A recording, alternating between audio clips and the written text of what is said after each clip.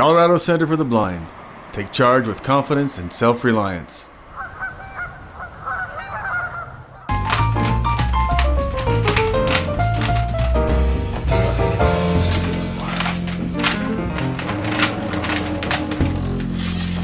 Hello, so I'm Trevor Settles. I'm a student here at the Colorado Center for the Blind, and I enjoy solving the Rubik's Cube. I've done it cited in the past, but I knew when I came here I was going to have to put sleepshades on, and I still wanted to be able to solve the Rubik's Cube, so typically if it's just colors you can't tell them apart.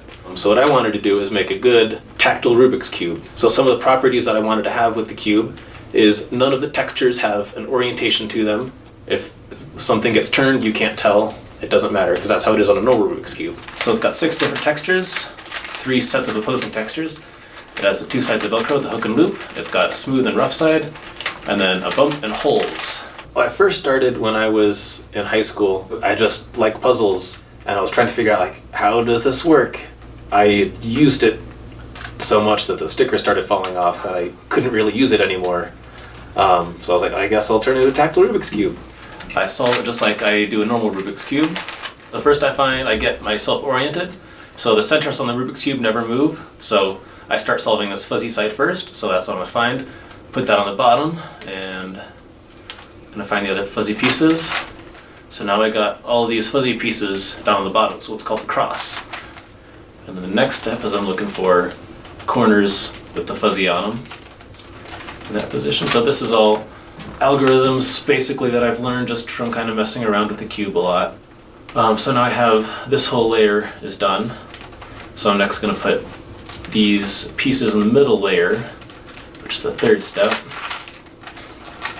One thing that's also possible is to put these pieces in at the same time and do the second and third steps at the same time. That takes more concentration. I think is a bit harder, but you can solve the cube faster that way. But I'm kind of just mentally mapping what's going on the Rubik's Cube, and there's only, basically when I was doing those, there's only 2 pieces that I care about. So now that I have all of those pieces in, now all of these textures match, and so I'm moving on to the 4th step, which is going to be basically doing the same thing what I did on this layer, but just in reverse, or on the other side. Okay, those match. Flip those corners. So now, all of these corners are in the right spot. I just need to move the edges around. So I know that this edge matches, and this edge needs to go in between these centers. Then I just line it up, and so now, after I put all those pieces in the right spot, now the whole cube is solved. Everything's back to the way it should be. So I've got all of these textures. They're all complete.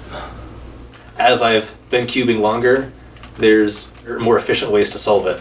And I like kind of that challenge, because it's different every time. With this, I don't need to look at what the backside is, I can just feel around.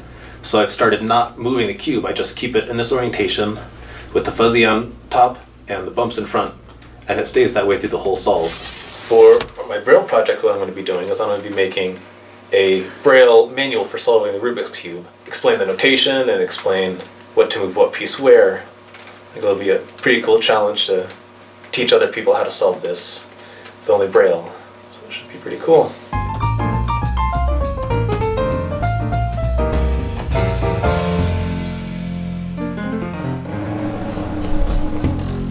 To learn more about the Colorado Center for the Blind, visit our website at www.cocenter.org or call 303-778-1130.